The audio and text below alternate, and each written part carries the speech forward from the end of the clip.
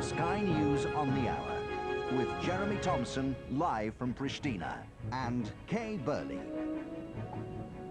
Good evening from the Kosovo capital. More evidence of the scourge of ethnic cleansing was discovered today. The charred remains of 22 ethnic Albanians were found in a burnt-out house at a village near the southern city of Prizren. Local people blame the massacre on the Serb paramilitary group called the Tigers. Their leader, known as Arkan, has denied the claims. Sky's David Chater has been to the scene, and you may find some of the pictures in his report distressing.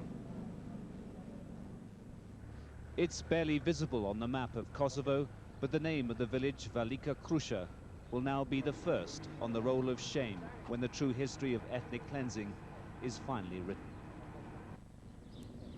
It was once a prosperous agricultural village, supporting up to 6,000 ethnic Albanians. From the road it still looks peaceful, but it's hiding its shame. Inside the village, the smell of death is overpowering. It seemed to come from each house, each farmyard.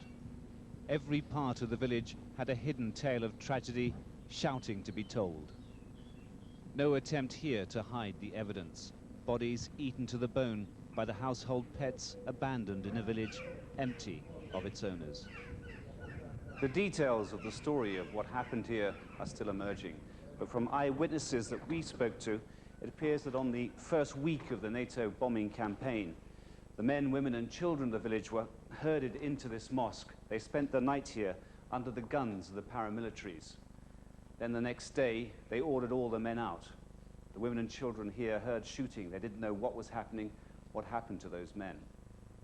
Amongst the litter on the floor of the mosque, clear evidence though, a box of Serbian bullets next to a baby's sock.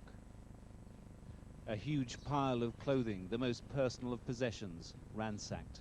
Amongst them photographs of brides, of friends, of brothers and sisters. A precious record of life in the village before the men with guns came.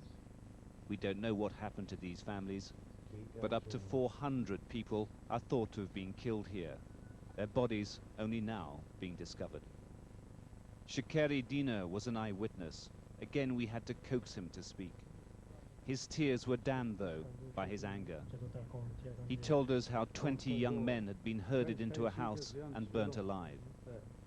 Another teenager pulled from his family had his heart cut out with a hunting knife.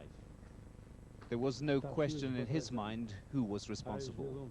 First, regular units of the Yugoslav army formed a ring around the village. Then paramilitary units moved in. On their uniform, patches showing a tiger. It was the men of Arkan. Crudely marked graves litter the hills around the village where once crops were planted and cows grazed. They were dug by the KLA, trying to give the victims the dignity they were denied in their deaths by the Serbian paramilitaries. Fadil Zagiri returned from a refugee camp in Albania today. On the floor of his house, the burnt and rotting corpse of his father. First he was chained to this tree and riddled with bullets. In the stench-filled room, Fadil told me the Serbians have no mercy, no heart. David Chater, Sky News, Kosovo. As David Chater reported, many of the local people who witnessed this latest atrocity say it was the work of the Serb Special Forces group known as the Tigers. Their motto, born to kill. Earlier on, live at 5, the leader of that group, Arkan, emphatically denied that his men were responsible. First of all, let me remind you that no, even one tiger was in Kosovo, and I am here, and before my army I'm going always. My army is going behind me all the time. I'm not simply a commander who is going behind the army, but I'm going first and my army is going behind me.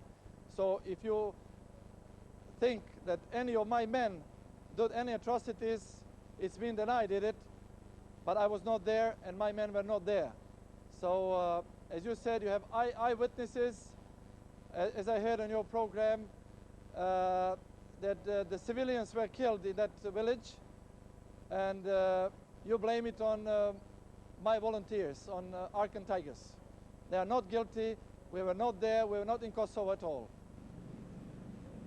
live now to the village of Velika Krusha, and our reporter David Chater. David, you've heard Arkan emphatically denying that his men were responsible. Are you sure about the evidence that you've seen and that you've heard and witnessed today? Jeremy, I don't see why I should be rebutting what Arkan is saying. All I'm doing is reporting what eyewitnesses to these atrocities have told me. They say it was Arkan. I'm reporting what they say. I think this is a matter, when we've had the forensic teams in here, that the War Crimes Tribunal in The Hague should try and solve. I'm just merely reporting what I find, what I see, and what I hear. And those eyewitnesses have told me in very graphic detail that this was the Tigers. And that's all I can say, Jeremy. These people are obviously had come across the Tigers before, had they? And they knew of their work, they knew what they looked like, they knew what the uniforms were. I didn't go into those details. These are very sort of courtroom questions you're giving me, Jeremy. They told me simply in detail, and I had to coax it out of them. These people were still terrified. They were sitting in the village that was ruined. They'd seen so many bodies, they'd seen so many men actually killed in front of them. Women and children went through terrifying ordeal. One man had his heart cut out. Well, the man who had the knife and was cutting the heart out of that chest had a tiger flash on his uniform. That's what I'm saying. It's for a court of law to decide actually what the truth is, but I am certainly reporting what the eyewitnesses say here, and they say that it was the Tigers. Maybe it's relief that the weeks of playing cat and mouse with NATO bombers are over. Maybe they believe their own government's claim that even though they're in retreat, this is a victory. For whatever reason, they are certainly not sneaking out like a defeated army. The important thing, though, if the agreement between Belgrade and NATO is to work, is that they are going, and it seems likely they will be out by tonight, the deadline for the first of the 3 phases of the withdrawal. For some Serb forces, though, things have changed dramatically in the last few days. The paramilitary police, MUP, ruled the roost here, committing, according to the Albanians, many atrocities. Now they pleaded with a passing para-patrol to escort them out of town. Concerned that the civilians are basically going to open up on them when they leave here. They want to marry up with the remainder of the coastline in Pristina and then get escorted out. The discussion was amicable enough, but the answer was no. NATO forces are not in the business of nursemaiding the Serbs. But the departure of the Serbs could just be exchanging one potential conflict for another. Over the past few months, the Kosovo Liberation Army have become the good guys because the Serbs refused, until they were bombed into it, to agree to allow NATO forces into Kosovo. Now the Serbs are going, the KLA, which has committed its share of atrocities in its time, is coming out of the woodwork. The KLA says that it will abandon the gun for politics, as set out in the NATO agreement.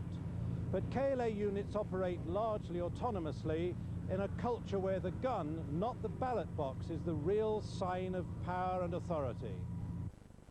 There have already been exchanges between the KLA and NATO forces when they've come onto the streets with their weapons. Well, they've been told not to, and they'll have some problems with us if they do. Retribution and revenge is already taking place, but it's always been that way hereabouts. And there are some hopeful signs. This was not staged for the camera. When the NATO forces moved into this Albanian area of Pristina, a British soldier quickly discovered just how welcome he was. Keith Graves, Sky News, Pristina. Region of Drenica, the Serbs have gone and the refugees are coming home. Not from Macedonia or Albania, but from hiding. Zuar, happy, was all they could say. But the homes they were driven from are very different places now. In the village of Sadlar, Ismap Ibshe showed us the remains of his house, burnt, destroyed, everything stolen. He and his family have a whole life to rebuild. There are 6,000 in this village today. Yesterday, there were none. On the 3rd of April, the Serb forces cut a swathe through all these villages. People here say they could see the fires of burning houses as the militia advanced towards them. They fled to the hills, where they stayed for 2 months, protected by the KLA. This tank is all that remains of the enemy in Fuštica.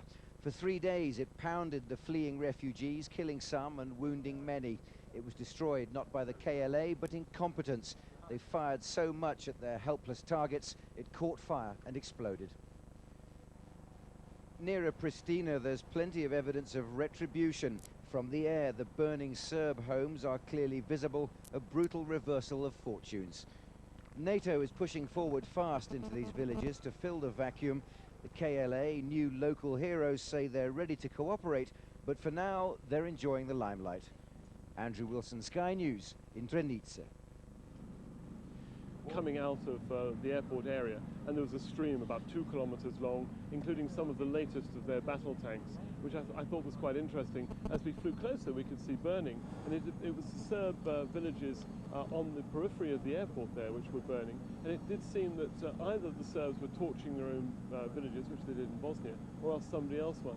We then flew on further south towards the border, towards the defile, and we found there about 6 villages that were burning, and according to the NATO sources that we have, these are where the KLA have moved in and selected individual houses or groups of houses that are owned by Serbs, and they're just making them uninhabitable. Once they've spotted them from the air, what are they doing about it on the ground? Well, a lot of convoys are out, a lot of troops are out today. If you fly around, the thing which really amazed me were the number of troops. Down in the south, US Marine Corps, Abrams tanks even are down there. As you come up, you find the British Army. It seems to me every vehicle in the British Army is here, just about. And then the Canadians are here as well. There are patrols out, and here in Pristina tonight, the aim is to patrol a lot on foot. The Irish Guards are on foot, and the Parachute Regiment have taken over a wider swathe of the town, the east and the central district where we are here at the Grand Hotel. What they want to do is get this right. They want to be able to prove to the Yugoslav army and to people in Belgrade, and I suppose the world community, that if they can get the troops out smoothly, if the convoy system works well, and if Serbs who want to leave and go to Belgrade, if they can be escorted out without bloodshed, and the KLA can be disarmed if they're foolish enough to appear on the streets, then that will bode well for the other 2 sections. We've got another 5 days or so left now of this period when the Yugoslav army had to leave. They've got other places that they have to leave. What they wanted to do is to run smoothly. And apart from sending a message to one side, presumably there's also a message going out to the KLA as well on the other hand. Well, very robust response today by the Parachute Regiment when the KLA had kidnapped some Serbs and were torturing them. The KLA didn't realise, I don't think, that the Parachute Regiment is even-handed in this. They may have shot an off-duty Serb policeman for threatening them. They're not going to stand by and watch the KLA torture ethnic Serbs as well. So they went up there, and the people were bundled out of the house. The house has been surrounded. We don't know quite what the outcome of that is at the moment, but there are several incidents of this now where British forces are having to intervene in between the 2 factions. No fear or favour. Ethnic Albanians pray at the grave of a woman they said died of a broken heart. Her daughter, Fatima Ghiata, said most of their family were missing and her mother couldn't take any more. She died of a heart attack a day before Qershor moved into Kosovo. The family was too terrified to take the body the few hundred yards to the Pristina cemetery because of Serb paramilitaries. So Najima Ghiata was buried on waste ground next to their home. She said she was very sad to bury her mother like this. She was pleased that Pristina was being liberated, but wondered whether she would ever get over the trauma. But there have been many smiling faces in Pristina. For the first time in 3 months, the Albanian children of the Banjaka family were playing outside in safety. Baby Gresa was 1 year old on the day Qershor troops crossed the Kosovo border. Now she's been given a new middle name, NATO. Her father said they'd seen some terrible things, but were lucky to be able to survive in the city throughout the troubles. Now they had freedom and could once again walk in the streets. The situation has changed quickly and dramatically here in Pristina, and it'll be the Serb population who'll now be living in fear. This professional couple, both Serbs, said if we showed their faces, their lives would be in danger. They believed atrocities had taken place on both sides, and it was time for all groups of people to live in harmony. But I know that my neighbors and I, we are determined to try to build new and hopefully good life.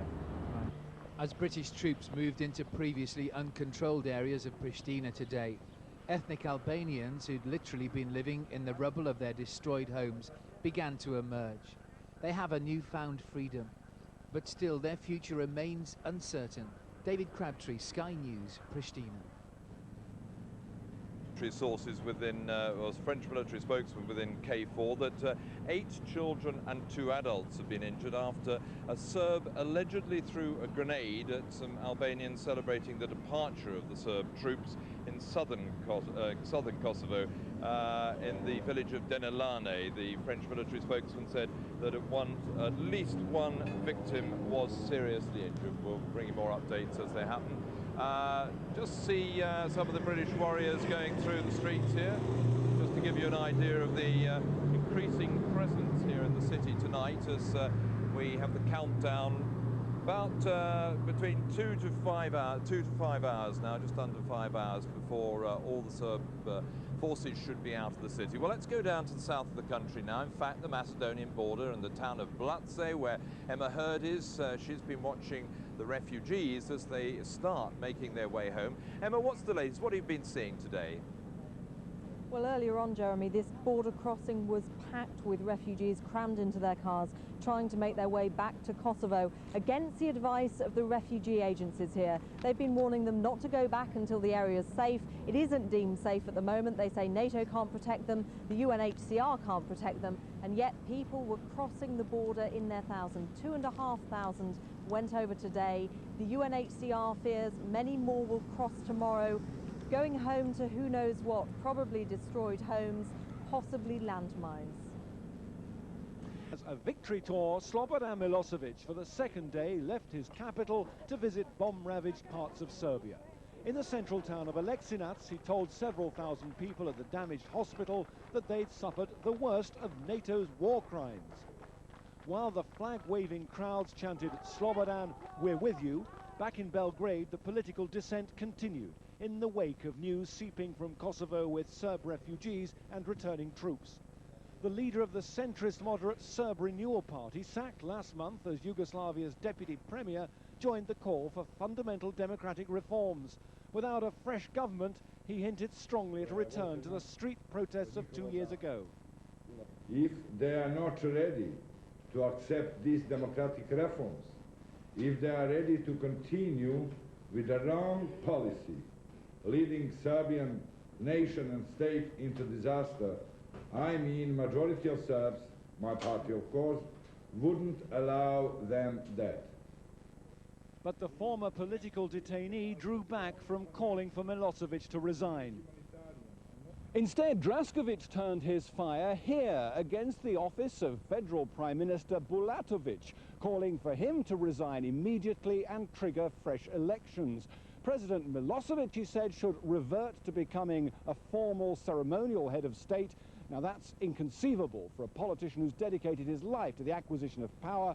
But with wartime anti-sedition laws still in force, that's as far as anyone, for now, dare go. By the hour, though, the wartime unity that bound the country to its leader is loosening. As foes from both ends of the party spectrum distance themselves from the presidency, Serbia's Orthodox Church Synod was reported to have joined calls for Milosevic's resignation and that of his government.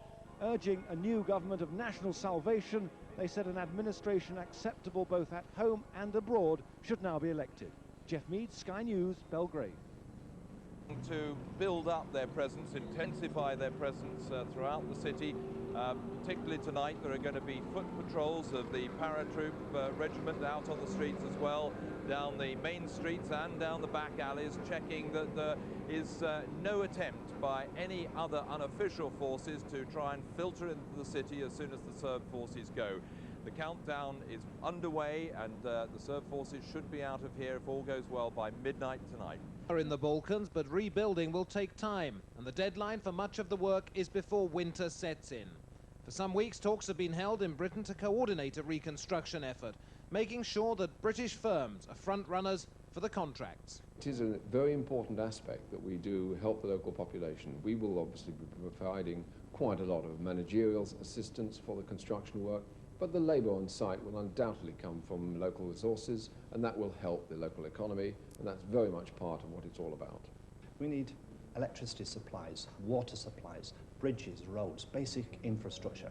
Now we've got world-class companies in Britain that can put those projects together and on the scale needed. Our top priority now is obviously to rebuild the place so that the displaced people, some 750,000 people, the refugees, can actually move back home. We have to rebuild their home.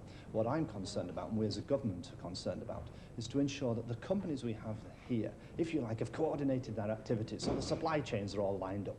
The Kosovo Regeneration Task Force met today. It knows speed is vital, not just for the sake of those returning refugees, but also if Britain is going to beat other countries to get the work. We have a lot of skills, a lot of engineering skills, a lot of contractors who are extremely skilled at working all around the world. And what we want to do is help the Kosovans rebuild their industry, so we form joint ventures with them. The Trade Secretary Stephen Byers is in Tokyo talking to the Japanese about a joint initiative. He says he hopes British officials will be in Kosovo by the end of this week, as the European Union and World Bank assess how much it will cost to repair the damage caused by more than 2.5 months of war in the Balkans. David Foster, Sky Business Report. Southern Kosovo as the midnight deadline approaches, leaving behind